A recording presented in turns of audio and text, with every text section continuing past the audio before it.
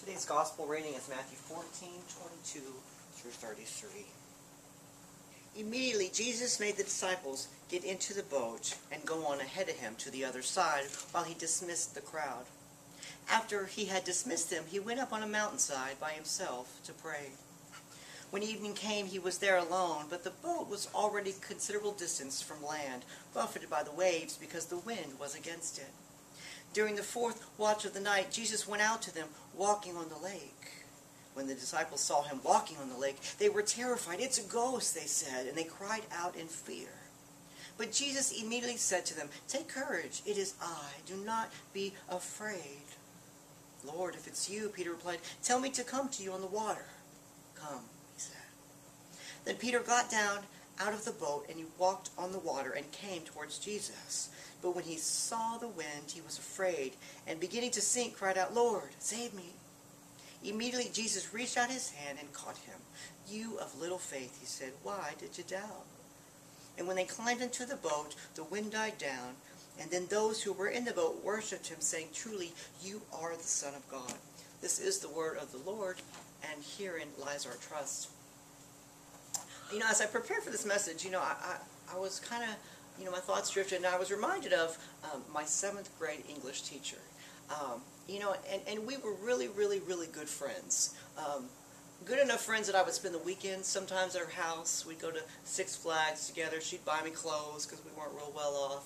She really, really looked after me. And we had a great, great friendship. And, now it probably might raise some eyebrows, but, I remember, that friendship, and it went well into high school. Even after I went, I still kept in contact with her. I would still go see her. We spent time together. And whenever I turned 18, I was about 18 and a half, she called. And she called to me, and she said, "Jonathan," she says, "I'm moving to Washington State. I'm moving there, and I want you to come with me." She goes, "I'll pay for all your school. Just come with me. You can work for extra, money or whatever you need, but I want you to come with me. That's all you got to do." And I said, "Well, there's this guy I just met, and and I can't really leave now, And so that was a nice excuse and all, but the truth was that I was absolutely terrified. I was scared. I was scared of being away from my family. I was scared to go to school. What did I know about that big campus? I was scared. I was scared of what it meant. I was scared of that change. And in my life, I have very few regrets, and a lot of you know what I've been through, so for me to say that is true. I really have very few regrets. But that's one. That really is one, because, it brings me sorrow when I think of it, because I sold myself short because I was scared, And sometimes in my quiet time, my mind drifts to Miss Neese, and I wonder where she is and how things could have been if I had only let go. As we return to the gospel story this week, Jesus, he finally gets his own quiet time. Last week, John the Baptist's murder had shaken Jesus, and he wanted to get away. But the hungry 5,000, they called, and he put his quiet time on hold so that he could feed the multitude. But with their bellies full and their souls now filled, Jesus, he finally gets his quiet time that he looked for. He dismisses the crowds, and he sends the disciples by boat ahead of him to the other side of the Sea of Galilee. Now it's his time that he sought so diligently, that long-awaited tranquility, serenity, stillness, and peace. Jesus breathes in that fresh air, and he climbs up the mountain, and he sits down. And what is it that he does when he gets there with his alone time? The scripture whispers it. He prays. He prays. In fact, this is the very first time that Matthew refers to him as actually being in prayer. And there's many times often, in the scripture where I wish the verses told us more, like, what did his heart offer up to heaven that night? What words comforted him? What events frightened him? Did he remember and pray about his lost friend John? Did he ponder the road ahead? And did he pray about the change he was struggling to bring about in a world that was so set in their ways? Leaders unwilling to take risks even for the sake of God. We just don't know, which is why the Word holds holds so much mystery, especially when we allow our imaginations to be moved, captured, and painted by God's awesome Spirit. Underneath that brilliantly star-brushed sky, Jesus, he prays on the mountain until almost sunrise. In those days, mountains, they were regarded as very, very holy places. They were where the heavens met the earth. Mount Sinai, the Temple Mount. Mountains, they were holy places. They were very, very safe places. They were unshakable. They were firm beneath your feet, unchanging, immovable rocks of reliability. You could see any threat miles away coming towards you. And so mountains represented that place of ultimate safety. And so it was easy to find comfort and stability while you're there. Now, as you look around your life, what are the mountains that you've allowed yourself to settle upon? Think of the places that you know so well, that exude comfortability. Your job that you've worked at for so many years, a rock that's provided well. The people you hang out with, even this very church, we're safe within these walls. The home in which you live, the food that you eat, the restaurants that you go to that you never stray from because they have the number 7 that you like. You know what you're getting. And so on these many mountains you sit, comfortable and safe. But what about that job? You are so tired of going there and doing the same thing over and over every day. You've worked there for so many years. You haven't been promoted. You can barely stand your boss. You can't wait for 5 o'clock every day. But you're still there. After all, it's safe. You'd like a new one, but man, that search just seems so overwhelming. Having to start again. What if they say no? What if the job gets worse? What if? What about those friends? I'm not talking your trusted inner circle, but the ones you spend time with that you just don't enjoy. How many times can you hear that same story? How many times can you diffuse that same drama? Be let down in that same way, unfulfilled, void of depth. Yet there we are, unchanging. You like new ones, but you'd have to go to new places to find them and be vulnerable again to cultivate a realness of relationship. You see, you and I are so afraid to step off our mountains that we find ourselves sitting in an unchanging, mediocre, stagnant state. But at least it's safe. We better wake up, because Jesus came to tear down our mountains of mediocrity and to curtail our complacency. That is clear. But yet, we are so afraid to take risks in our life. Why are you so afraid to change? What is it about taking a chance that frightens you to the core? Do you fear the unknown? Are you asking yourself, what could you lose if you let go of what you have? I think a better question is, what will you gain if you do? It is clear that change is a serpent that has bitten us, and fear is its venom. As we continue in the gospel story today, we see that fear is slithering through the verses. The disciples are about halfway across the Sea of Galilee, about 6 miles across, when the winds begin unleashing a violence that spawned crashing waves against their boat.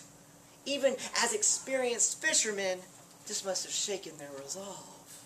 They peer out into the blackness, looking for land, trying to stay on course amongst the storm. And as they look out, lo and behold, what do they see upon the rough sea? It's Jesus. What are you doing out here? He is walking on the water in a storm, no less. And the disciples, they were terrified. They shriek like little girls on Halloween. Matthew says that they cry out in fear. Who cares about the storm? There's a ghost, they say. A ghost. Like Zoink Scooby. They thought that they had seen a ghost. They had never seen this before, because who could conquer the perils of the sea? Seas represented evil, and really the battle between God and evil. That's what the seas represented back then. Who could walk on the water? It was either God or something really, really bad. They were terrified. But Jesus, he says to the disciples, don't worry. It is I. Take courage. Do not be afraid. And he didn't just say, it is I. He actually used the same Greek word that God used to reveal himself to Moses at the burning bush. He said, it is I, the great I am that is here. That is the word that he chose. And Peter says, well, if it's really you, Lord, then just tell me to come to the water.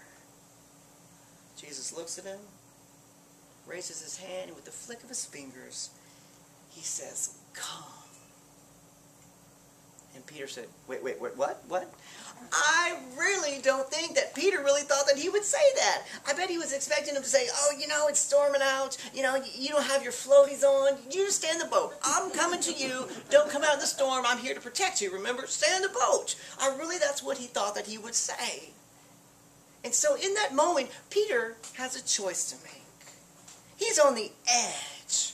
Water splashing, wind blowing, the king calling. Either stay in the safety of the boat or step into the unknown waters. You see, this is the very same moment that you are standing face to face with today. You are on the edge. Are you going to stay on the mountain? Or are you going to follow the call of God? Beckon you, come. It is I. Come. Take courage. Come. Do not be afraid. Come. It's me, the great I am. Why don't you come? As you sit here in this very moment, something is happening inside of you. Your inner mountain is quivering. It is quaking with decision. It is trembling with choice. Choice where you thought there was none to be made before. You're on the edge of the boat. You're at the bottom of the mountain. Come. Do not be afraid. Come. And you so want to, I so want to, but there's one question that's holding you back. What happens if you fail? What happens if it doesn't work out? What happens if you sink? What if? What if that does happen? Let's find out by finishing Peter's story. As the sea rages on, he musters at deep inner courage and he overcomes his fear. He's like, I'm coming, Lord. He steps out of the boat. Much to his delight, his feet touch the water and he takes a few steps and he's like, hey y'all, I'm walking on the water. He's delighted. But he sees the wind and he gets scared again and he begins to sink down and he cries out. He says, Lord, save me. And Jesus, he reaches out his hand and he catches him and he says, you little mustard seed, why did you doubt? Why did you doubt? And with a smile, Jesus calms the sea. God has such amazing plans for you waiting on the shore. Plans that you will never achieve if you do not step out in courage to places that you've never been before. He dreams of a world for you free from fear. You notice that it says that Peter saw the wind. You can't see wind, nor can you see fear. You can only see the effects of it. And the effects of our imagined fears are always worse than actual fear unfolded every time. The truth is that when you step out of the boat, like Peter, there will be times of great success. Steps on water even. But there will also be times of absolute desperate sinking.